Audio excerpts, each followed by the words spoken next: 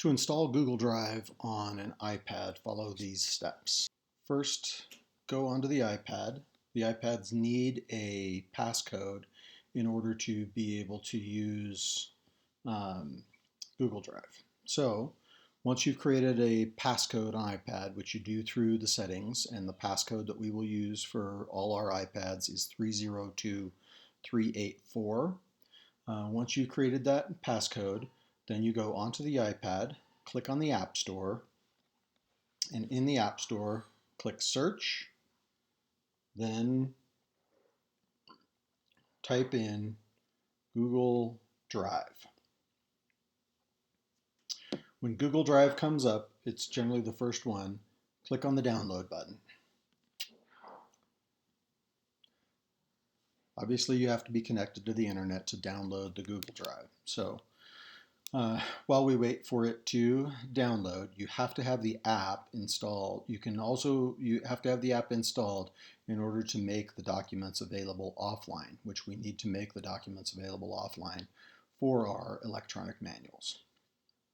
So we will wait momentarily until Google Drive gets loaded, and then we will click on Open.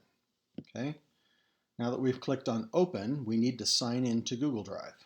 We will use the email address November 302 Tango Bravo at Moser Aviation to sign in. In this case, that account is already set up on this iPad. If you need to sign in, then you use the password for that email address. And if you need that password, please call me and I will pass it to you. So from Google Drive now, whenever we want to manage our documents, not manage our documents, but see the documents, we click on the hamburger menu up in the upper left. So the 3 bars in the upper left, and then we can go to Team Drives. Most of you will only see Operations as your available team drive. So once you have the Operations team drive up, then it's simply a matter of navigating through different documents. So inside of Operations Team Drive, in order to get to the proper manuals, click on the folder Operations Manuals, and then you will see GOM, MEL, and Training. Remember that we have to make these documents available offline. So click on the GOM document, and then we're going to use the base level document, the PDF file. There's 2 ways you can make these things available. First, we will click on the meatball menu next to it, and we will click on the toggle button that says Available Offline. Once that's green, you'll see a notification at the bottom that says the file will be made available offline. Now that file is available to you whether or not you're connected to the internet on the iPad.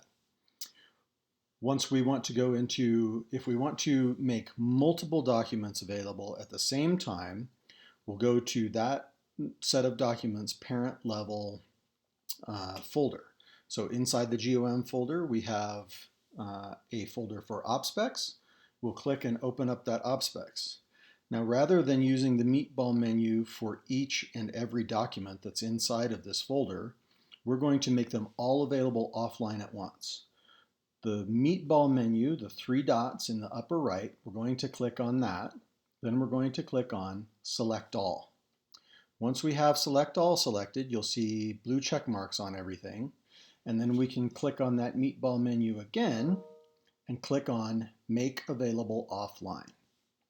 Once we've made those available offline, now all of those files at once will be available to us offline. And that's all there is to using G Drive on an iPad.